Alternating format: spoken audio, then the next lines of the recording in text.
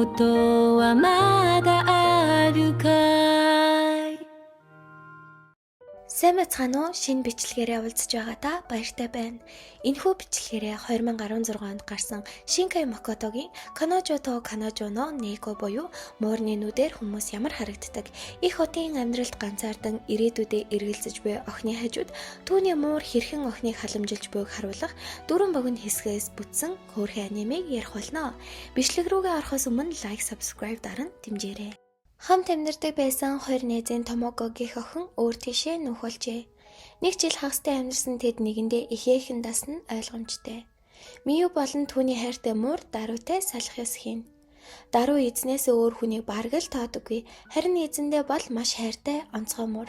Найзаагаа гаргаж өгсөн тэд ардаас нь харан хоцорно. Энэ үеэр бид даруйгийн бодол руу шилжинэ. Тэр эзэндээ маш их хайртайгаас гадна түүний муур болсондоо маш их баяртай байдаг. Түүний найз нүүснээр Даруй Мию хоёр шинэ байр хайх хэрэгтэй болсон бөгөөд тэдний хувьд цоо шинадал явдал эхэлж байна. Өглөө бүр тэр надтай хамт хооллож, надад үргэлж найрсаг ханддаг. Түүний өдөр бүр янзалдаг үсний засалт хинээс ч илүү хөөрхөн. Тэгээд л тэр ажилдаа явдаг.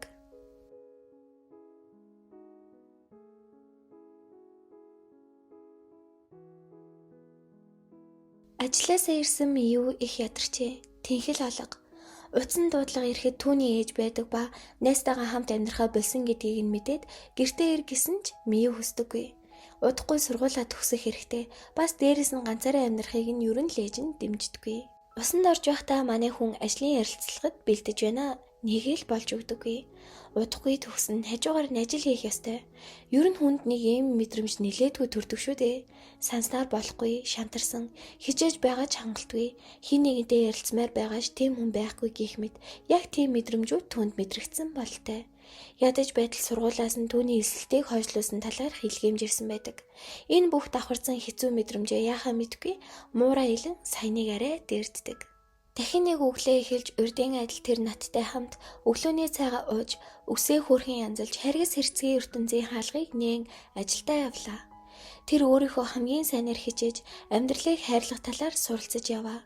Тийм болохоор л би түүнд маш их хайртай. Би яг үнэндээ түүний ярьсан зүйлийг ойлгодоггүй ч энэ цаг хугацаанд бид адилхан зүйл бодож бас мэдэрч байдаг гэдэгт итгэлтэй байдаг. Бидний анх уулзсан өдөр үнэхээр гайхалтай нар жаргаж байсан. Хамгийн анх охины ээж нь бяцхан даруйг түүнтэй танилцуулж байжээ. Тэр үед хоёулаа жаахан байсан учраас нэгэнтэйгээ ярьж чадахгүй байсан ч харцаараа ойлголцох мэт. Охин бага байхдаа хар муур азгүйдлийг авчирдаг гэж итгэдэг байсан бөгөөд өөрт нь азгүйдлийг дагуулна хэмээн айдаг байжээ.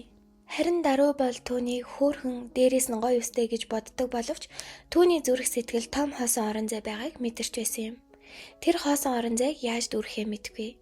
Охин хичээлээсээ эртэл гал тогооны өрөөнд аяг хагарах дуугарахад яваад очтол даруй аавынх нь үлдээсэн аягийг хагалчихсан байдаг ба охин яг уйлахын алдад урд нь нэг гүрэл авчраад тавьчихдаг. Гүрвлээс охиныг хамгаалах үедээ аягийг хагалсан байдаг. Яагаад ч юм өдөр хоногийг дуугүй ганцаардаж өнгөрүүлэх Мию даруй гэрээсээ явуулахаар шийдэн хайрцагт хийн авч гарч иржээ. Аавынх нь үлдээсэн аягийг хагалсан дөө эсвэл ээж нь муурнаас олж түүнийг тоохгүй байсан дөө даруйг хүсдэггүй. Гэвч явуулна гэж шийдсэн ч цаанаасаа болохгүй, чадахгүй юм шиг санагдан савлуур дээр гунигтай аргагүй суух үед нэг охин ирэн даруйг ямар хөөрхөн муур вэ хэмээн магтаж илж үцхийг гуйна. Гэвч даруй зулзаг байгаасаа л Миюгээс өөр хүн түүнд хүрэхэд их дургүй. Охиныг бол дэлхийн хамгийн хөөрхөн эмэгтэй гэж боддог. Ийхүү Томоко Мию даруй гурвын танилцсан өнөөдрийг хүртэл хамт байх түүх ингэж эхэлжээ. Мию Томокотой уцаар ярина. Даруйг сайн байгаа. Тэр одоо хөгшин болсон талаар Мию ахаад нэг жил цагийн ажил хий гэж бодож байгаа талаараа мөн ээжтэй одоохондоо хэлээгүй байгаагаа ярилцдаг. Даруйгийн бодол зөвхөн Мию байдаг ба анх яаж Мию дээр ирснээ сайн сандаггүй ч юуны түрүүнд ганц дурсамжинд нь ээж нь байсныг тодхон сандаг. Тэр дулаахан, зөөлхөн даруйгийн хүсэж байсан зүйлсийг түүнд өгдөг байв. Даруй анх сул дорой жижигэн байсан ч ээж нь түүнд үргэлжлүүлэн амьдрах боломжийг олгосон. Гэвч түүний ээж болон ах дүүс ягаад ч юм алга болдог. Тэгээд тэр дөнгөж төрөөд л орхигдсан байдаг. Өмнөх дурсамж руу буцаад Миюгийн аав ээж нь салчихсан тустай амьдардаг учраас түүнд их л хүн тусдаг байж. Ээждээ тустай амьдрмаар байгаагаа хэлсэн төдийлөн зөвшөөрдөггүй. Ганцаараа амьдрна гэдэг үнэхээр эрх чөлөөтэй амархан санагдаж болгоч санхүүгийн асуудлаас эхлээд амьдрах байраа олох нь хүртэл асуудал юм. Охин ээжигээ өөрийг нь байхгүй шинэ хүнтэй танилцаж өөрийнхөө ад жаргалыг олоосай дахин гэрлээсэй гэж бас өөрийнхөө бие дааж тустай амьдрахыг хүссэндээ түүнд хэлсэн байдаг. Энэ явдлаас хойш Миу нүүж тустай амьдрах боллоо. Даруй харин түүний хизээ гэртээ ирэхийг нь төвчээртэй хүлээж санагалцна. Удаан хүлээсний дараа Миу гэртээ ирнэ. Даруй түүний хаана амьдарч байгааг мэдэхгүй, түүнийг үнэрлэхэд үнэхээр танихгүй, өөрийнх нь байж үзээгүй байгаагүй газрын үнэр үнэртэнэ. Харин эцэст нь Миу даруйч бас авч явахаар болдог ба өөрийнхөө мууртай өөрөө хамт баймаар байгаагаа хэлнэ.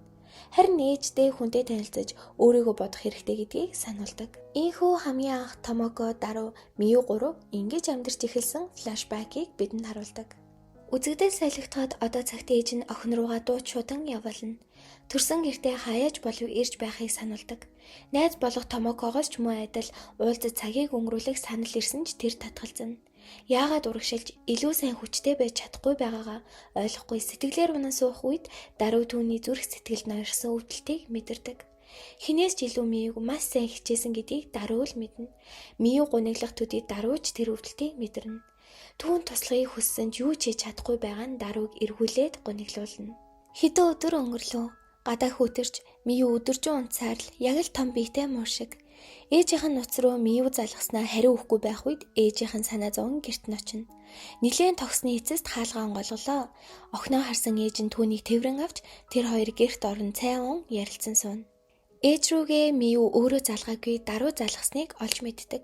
Түүнийг ийн өвдөд зовоод юу ч хийж чадахгүй байх үед нь ээж нь хэрэгтэй гэж ботсон байх. Ээж охин хоёр элдвээг ярилцсан ээжийнх нь санаа амарч охин ч эргээд ирэн инээд хөөр ирч хүчээ олж авдаг. Харин үүний гол баатар нь түүний мууруулах даруй юм. Харин ээжийг нь явсны дараа даруй үрд унтсан юм. Энэ бүх зүйлийн дараа урт удаан тайван нойрсохоор болдог. Тэр энэ хорвоо дэлхий дээр ирээд аз жаргал амар тайван хайр дүүрэн амьдралыг даруй Миугээс олж авсан юм. Даруйгийн дурсамжинд Миугийн бүх зүйл оршдог байлаа. Миугийн ээжтэйгээ хамтдаа инээлдэг төрхийг харж даруй саяныг тайван унтдаг байсан юм. Тэр бол хамгийн сайн муур. Тэр Миуд азгуутал биш, ад жаргал асар их дулааныг түүнд өгдөг байсан. Бүх амьдралаа Миугийн хажууд өнгөрүүлсэн юм. Даруйг явснаас хойш Миуд амар байдаггүй. Хажуу дээр чигтдэг даруйг Миу өгөөсээр. Цаг хугацаа өнгөрч Миу шинэ ажилд орж түүний сэтгэл санаа эдгэрч даруйг ад жаргалтайгаар дурсамжиндаа хадгалах болжээ. Энэ тайван өөртөө анхаарч буй явдал нь бүгд даруйгийн төлөө. Учир нь даруй тэгж хүсдэг байсан юм. Нэгэн хаврын бороо орсон бүрхүү өдөр байлаа. Хайрцаг нь байх хүмүүс намайг гайхан харж байсан юм. Би маш олон зүйлийг туулсан бүгднийг сандаггүйч харин би тэр эмэгтэй үнрийг санаж байсан юм. Бүх зүйлийг үзсний эцэст энд ирснээр хувь заяа ахин намайг Миугийн муур болох амьдралыг өгсөн юм. Ингээд аниме дуусж байгаа юм. Бичлэгийг үзсэн баярлалаа. Дараагийн бичлэгээрээ уулзцгаая. Марчээс.